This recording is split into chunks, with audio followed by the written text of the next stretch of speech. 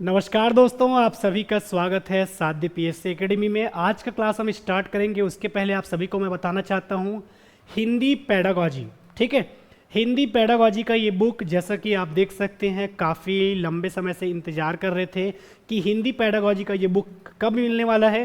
क्योंकि आप सभी को पता है, यदि आपको सीजी टेट क्लियर करना है, सी टेट क्लियर करना है, शिक्षक भर्ती क्लियर करना है, तो उसके लिए मील का पत्थर साबित होगा आपका हिंदी पेडागॉजी। ठीक है, तो बिल्कुल आप सभी को मैं बताना चाहता हूं कि ये जो हिंदी पेडागॉजी का बुक है, ठीक है, इसके फायदे क्या हैं आपको। तो आपको मैंने पहले ही बताया है कि हिंदी पेडागॉजी का ये जो बुक है वो आपके सीजी टेट चाहे पेपर 1 हो चाहे पेपर 2 हो, सी टेट चाहे पेपर 1 हो चाहे पेपर 2 हो, शिक्षक भर्ती चाहे वर्ग 3 हो चाहे वर्ग 2 हो, यानी कि शिक्षक हो या सहायक शिक्षक हो, बिल्कुल आपके पेडागॉजी के ये प्रश्न पूछे जाते हैं और बिल्कुल नए नवीन सर के द्वारा। ठीक है, नवीन सर के द्वारा ये बुक काफ़ी अच्छे तरीके से तैयार किया गया है। तो बिल्कुल आप साध्य पीएससी एकेडमी के माध्यम से जुड़कर इस हिंदी पेडागॉजी के ई बुक के साथ जुड़ सकते हैं। दोस्तों, काफ़ी अच्छी तरीके से प्रेजेंटेशन इसमें किया गया है, जिसका फ़ायदा आपको आने वाले एग्ज़ाम में होगा।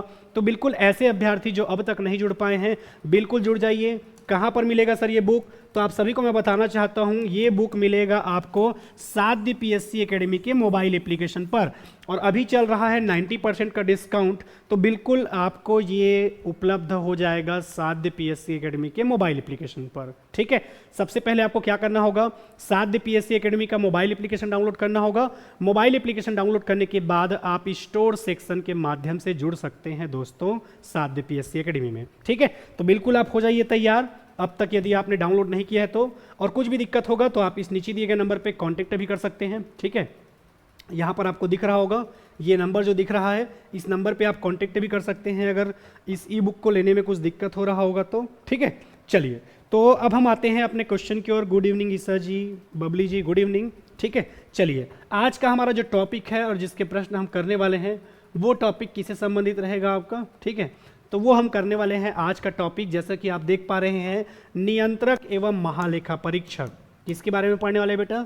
नियंत्रक एवं महालेखा परीक्षक के बारे में पढ़ने वाले हैं। ठीक है, जिसको हम शॉर्ट में क्या कहते हैं, कैग। कैग कहने का मतलब क्या होता है? Controller and auditor general. ठीक है, याद रखना है, कैग कहने का मतलब क्या होता है आपका, कंट्रोलर एंड ऑडिटर जनरल। इसके बारे में हम संविधान में कहाँ पर पढ़ते हैं सर? तो याद रखना है, भाग 5 में हम पढ़ते हैं किसके बारे में, कैग। कैग कहने का मतलब क्या है, कंट्रोलर एंड ऑडिटर जनरल, या हिंदी में कहते हैं नियंत्रक एवं महालेखा परीक्षक। कहाँ से कहाँ तक अनुच्छेद पढ़ते हैं सर? तो याद रखना है, अनुच्छेद 148 से लेकर 151 तक हम पढ़ते हैं किसके बारे में, आपके नियंत्रक एवं महालेखा परीक्षक के बारे में। ठीक है, गुड इवनिंग डीसी जी, रमेश जी, रजनी जी, मंजू जी, गुड इवनिंग सभी बच्चों को। ठीक है, अब थोड़ा सा हम देखते हैं कि सर अनुच्छेद 148 किसके बारे में बात करता है। ठीक है, बेसिक आपका अच्छा रहेगा तो काफ़ी प्रश्न बनाने में आपको मदद भी मिलेगा। तो अनुच्छेद 148 कहता है कैग के पद की चर्चा। ठीक है, कैग के पद की चर्चा करता है। ठीक है, याद रखना है, कैग की पद की चर्चा करता है। इसके अलावा आपको याद रखना है, ठीक है, ये कैग की नियुक्ति कौन करता है सर? ठीक है, और ये अपना त्याग पत्र किसको सौंपेगा? ये दो चीज़ आपके पेपर में बार बार पूछा जाता है कि ये कैग का नियुक्ति कौन करता है और ये अपना त्याग पत्र किसको सौंपता है। तो याद रखना है, कैग की नियुक्ति कौन करता है, आपका राष्ट्रपति। दूसरा, इसके कार्यकाल के बारे में मैं बात करूं, ठीक है, कार्यकाल के बारे में मैं बात करूं तो 65 वर्ष या 6 वर्ष। ये 65 और 6 क्या है सर? तो एक बार यदि किसी व्यक्ति को आपका क्या बना दिया गया है, नियंत्रक एवं महालेखा परीक्षक बना दिया गया है, तो वो 6 साल तक कंटिन्यू पद पे रह सकता है। ठीक है, इसके अलावा यदि उसकी उम्र 62 वर्ष हो जाती है, 65 वर्ष हो जाती है, तो 65 वर्ष की उम्र में, याद रखना है, 65 वर्ष की उम्र में आपको क्या चीज़ याद रखना है, उसको रिटायरमेंट लेना पड़ेगा। जस्ट एग्जाम्पल के तौर पे, अगर कोई व्यक्ति 63 साल का है, ठीक है, और इसे कैग बना दिया जाता है, तो ये कितने साल तक रहेगा? 2 साल तक, क्योंकि रिटायरमेंट का उम्र क्या तय किया गया है, 65 साल। ठीक है, अगर कोई व्यक्ति 59 साल में, कोई व्यक्ति 59 साल में कैग बनता है, तो वो अधिकतम कितने सालों तक रह सकता है अपने पद में? 6 सालों तक। तो बिल्कुल 59 से लेकर 65 तक कितने साल मिल रहे हैं आपको? 6 साल। ठीक है, तो ये आपको पूछा जाता है। दूसरा, इसका पद कैसा रहता है? तो याद रखना है, इसका पद राष्ट्रपति के प्रसाद पर्यंत नहीं रहता, बल्कि इसको भी पद से हटाने के लिए आपके नियंत्रक एवं महालेखा परीक्षक का पद राष्ट्रपति के प्रसाद पर्यंत नहीं होता, बल्कि इसको पद से हटाने के लिए महाभियोग जैसी प्रक्रिया लानी पड़ती है। किसको हटाने के लिए? कैग को हटाने के लिए। ठीक है, याद रखना है कैग का जो पद है वो राष्ट्रपति का प्रसाद पर्यंत नहीं होता, बल्कि उसको हटाने के लिए महाभियोग जैसी प्रक्रिया लानी पड़ती है संसद में। ठीक है, तो ये आपको याद रखना है। अनुच्छेद 148 ये कहता है। अनुच्छेद 149 क्या कहता है सर, प्लीज बता दीजिए थोड़ा सा, क्या कहता है? तो अनुच्छेद 149 कहता है कैग की शक्ति के बारे में बात करता है। ठीक है, कैग के शक्ति के बारे में बात करता है कौन? आपका अनुच्छेद 149। अनुच्छेद 149 में किसकी चर्चा है? तो याद रखना है कैग की शक्ति की चर्चा है। अगला अनुच्छेद कौन सा है आपका? तो याद रखना है अगला अनुच्छेद है आपका 150। और अनुच्छेद 150 किसके बारे में बात करता है? तो याद रखना है कैग क्या करता है? जो केंद्र सरकार है और जो राज्य सरकार है इसका क्या करता है? लेखाओं की जांच करता है। ठीक है, केंद्र सरकार जो खर्च कर रहा है उसके खर्चे की जांच कौन करता है? आपका कैग करता है। इसके बाद अनुच्छेद 151 क्या कहता है सर, बता दीजिए। ठीक है, तो याद रखना है बेटा अनुच्छेद 151 कहता है कैग अपना रिपोर्ट सौंपेगा। कैग क्या सौंपेगा? रिपोर्ट। कैग अपना रिपोर्ट किसको सौंपता है? तो याद रखना है राष्ट्रपति को। कैग अपना रिपोर्ट किसको सौंपता है? तो याद रखना है राष्ट्रपति को। ये राष्ट्रपति किसको सौंपता है? तो याद रखना है लोक लेखा समिति के अध्यक्ष को। क्यों लोक लेखा समिति के अध्यक्ष को सौंपता है? तो मैंने क्लास में आपको पढ़ाया है कि ये जो लोक लेखा समिति का अध्यक्ष होता है, ठीक है, याद रखना है ये जो लोक लेखा समिति का अध्यक्ष होता है ये कौन होता है? आपके विपक्षी दल का नेता।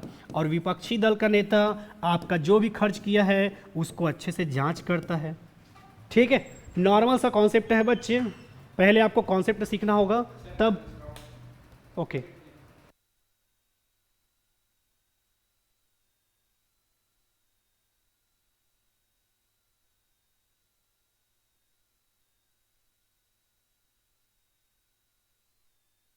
चलिए ठीक है।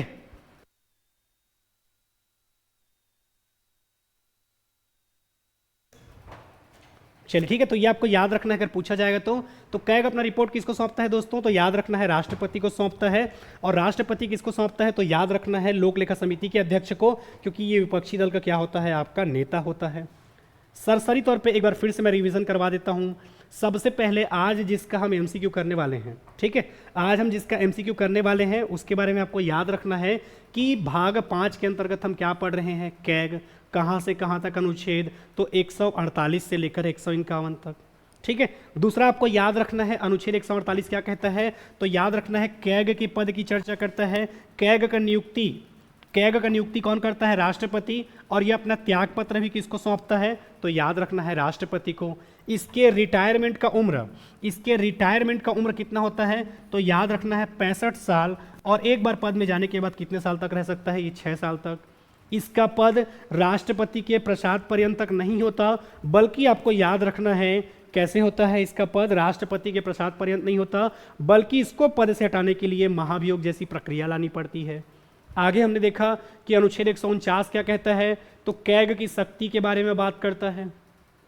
ठीक है, कैग की शक्ति के बारे में बात करता है। अनुच्छेद 150 क्या कहता है? कि जो कैग रहता है वो केंद्र सरकार और राज्य सरकार के लेखाओं की क्या करता है? जांच करता है। अगला 151 क्या कहता है? कैग अपना रिपोर्ट सौंपेगा किसको? राष्ट्रपति को। ये राष्ट्रपति किसको सौंपेगा? लोक लेखा समिति के अध्यक्ष को, क्योंकि इसका अध्यक्ष कौन होता है? विपक्षी दल का नेता।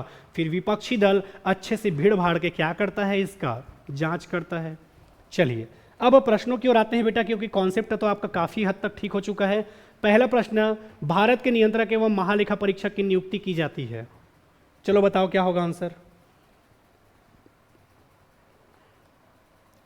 पहले आपको क्लास सीखना है। पहले क्या सीखोगे आप लोग? क्लास। चलिए जल्दी से बताइए क्या होगा इसका आंसर। कैग अपना रिपोर्ट्स, कैग की नियुक्ति कौन करता है? बताओ नियुक्ति कौन करता है? तो याद रखना है राष्ट्रपति। एक लिखा हूं, कैग की नियुक्ति करता है राष्ट्रपति। कैग अपना त्यागपत्र भी किसको सौंपता है? राष्ट्रपति को। अगला प्रश्न, ठीक है, अगला प्रश्न है नियंत्रक एवं महालेखा परीक्षक की नियुक्ति अनुच्छेद 148, अनुच्छेद 149 किस में होगा, ठीक है। तो 149 क्या कहता है आपका, शक्ति। 149 क्या कहता है आपका, शक्ति। चाहे नियुक्ति कहे चाहे त्यागपत्र, इसके लिए हमने क्या पढ़ा हुआ है आपका, अनुच्छेद 148। यदि अभी जस्ट पढ़ाया हूँ, अनुच्छेद 148 में कैगे के पद की चर्चा, नियुक्ति, त्यागपत्र, उम्र और पद से हटाए जाने की प्रक्रिया, ठीक है, अनुच्छेद 148। तो आंसर क्या हो जाएगा इसका, अनुच्छेद 148। यानी कि जितने बच्चों का आंसर आ रहा होगा सी वाले बच्चों का आंसर बिल्कुल सही है। अगला प्रश्न, नियंत्रक एवं महालेखा परीक्षक के संघ के लेखा संबंधी प्रतिवेदनों को सर्वप्रथम किसके पास प्रस्तुत करता है, ठीक है। तो मैंने बताया है वो किसके पास प्रस्तुत करता है, भारत के राष्ट्रपति के पास। भारत का राष्ट्रपति किसको सौंपता है, लोक लेखा समिति के अध्यक्ष को। क्यों लोक लेखा समिति के अध्यक्ष को सौंपता है सर, तो याद रखना है लोक लेखा समिति के अध्यक्ष को इसलिए सौंपता है क्योंकि लोक लेखा समिति का अध्यक्ष कौन होता है बेटा, तो हमने देखा ही है कौन होता है, विपक्षी दल का नेता। अगला प्रश्न क्या कहता है आपका, भारत के नियंत्रक एवं महालेखा परीक्षा के पद का सृजन, भारत के नियंत्रक एवं महालेखा परीक्षक के पद का सृजन कौन करता है बताइए, संसदीय अधिनियम द्वारा, संविधान द्वारा, मंत्रिमंडल के संकल्प द्वारा या उपयुक्त में से कोई नहीं। चलिए यहाँ पर आपको कॉमन सेंस यूज करना है। मैं देखना चाहता हूं कि आप लोग इसका आंसर क्या लेना चाहते हो। चलो जी देखते हैं कितने बच्चे इसका आंसर क्या लेते हो और क्या आप सोच रहे हो।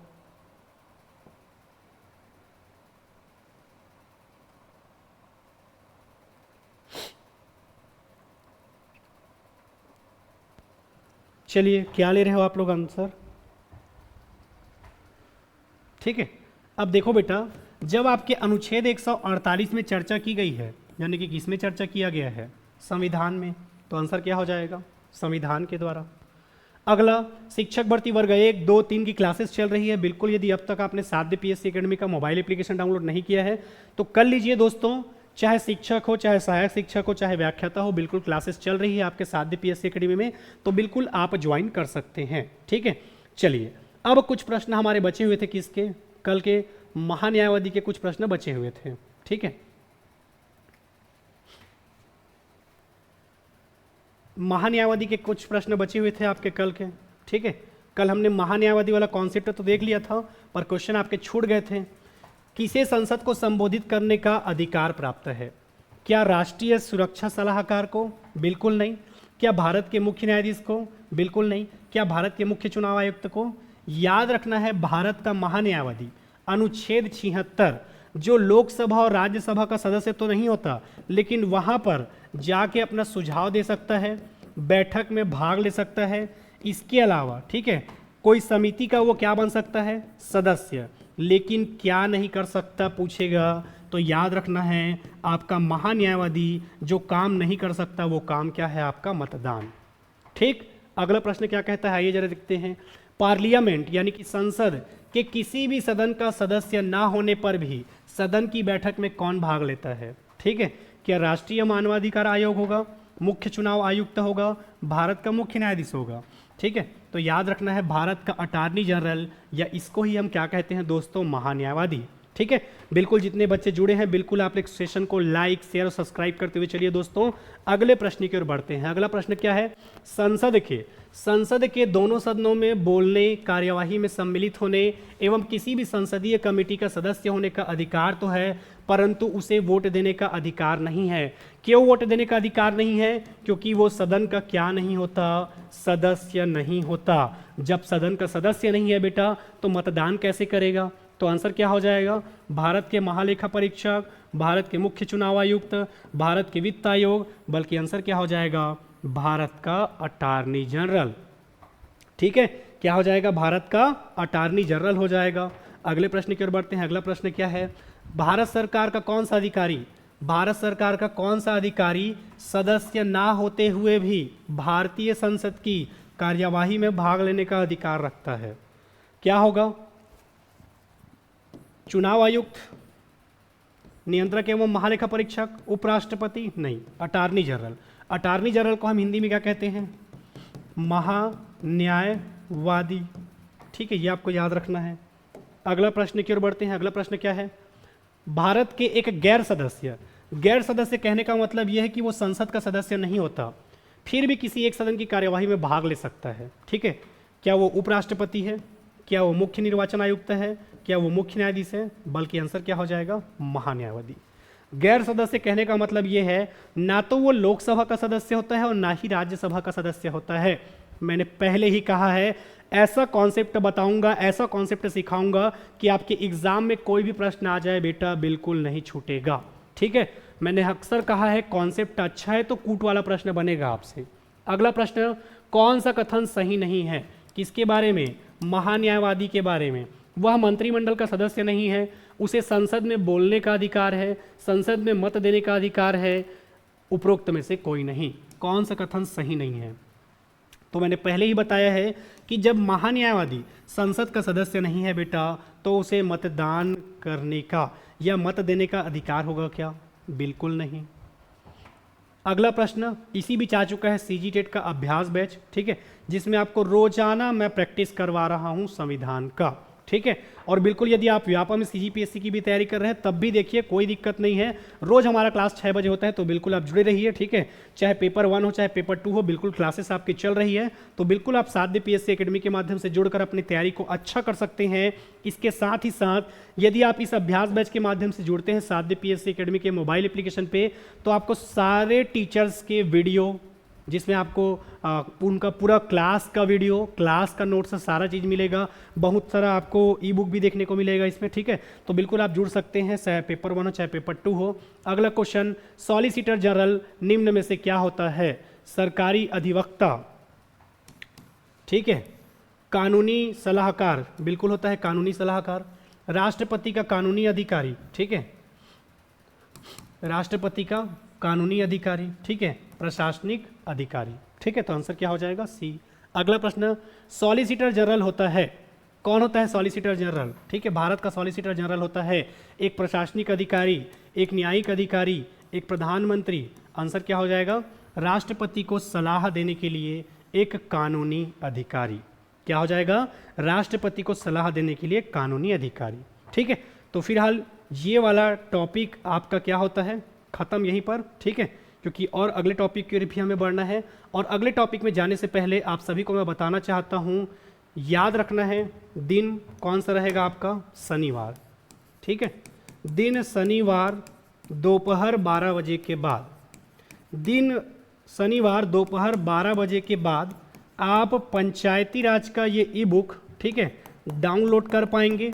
इसके अलावा पीडीएफ का क्या करवा पाएंगे? Print out. ठीक है, बहुत सारे बच्चे बोल रहे थे कि सर हम पंचायती राज का ई बुक तो लेना चाहते हैं, पर चूंकि हम इसको मोबाइल के माध्यम से नहीं पढ़ सकते, काफ़ी दिक्कत होता है। दिन याद रखना है, आज बुधवार है। कब करवाऊंगा इसको मैं? शनिवार को दोपहर 12 बजे के बाद। ये अगले 24 घंटे के लिए ओपन रहेगा। ये पंचायती राज का ई बुक है जो कि आप डाउनलोड भी कर पाएंगे, प्रिंट इसका पीडीएफ जो रहेगा उसको प्रिंट आउट भी करवा के पढ़ सकते हैं। ठीक है, तो बिल्कुल आपको याद रखना है, चाहे वो एग्जाम हो शिक्षक भर्ती, सीजी टेट पेपर 2, सहायक शिक्षक भर्ती में तो आपके सिलेबस में मेंशन नहीं किया गया है तो उसको छोड़ दीजिए। आमीन पटवारी का एग्जाम निकल चुका है, सहायक ग्रेड 3, व्यापम के सभी एग्जाम और सीजीपीएससी के सभी एग्जाम में ये मील का पत्थर साबित होगा। हर एक टॉपिक के बाद यहाँ पर मैंने क्या दिया हुआ है? एमसीक्यू। ठीक है, हर एक टॉपिक के बाद मैंने क्या दिया हुआ है? एमसीक्यू। लास्ट में बहुत सारा और एमसीक्यू दिया है, तो बिल्कुल आपको उसका फायदा मिलेगा। बस याद रखना है, आने वाले शनिवार को दोपहर 12 बजे के बाद आप इसको डाउनलोड कर पाएंगे और डाउनलोड करने के साथ साथ इसका प्रिंट आउट भी निकाल पाएंगे। ठीक है, चलिए, तो ये आपको ध्यान रखना है। ठीक है, चलिए, अब अगला जो एमसीक्यू हम करने वाले हैं, ठीक है,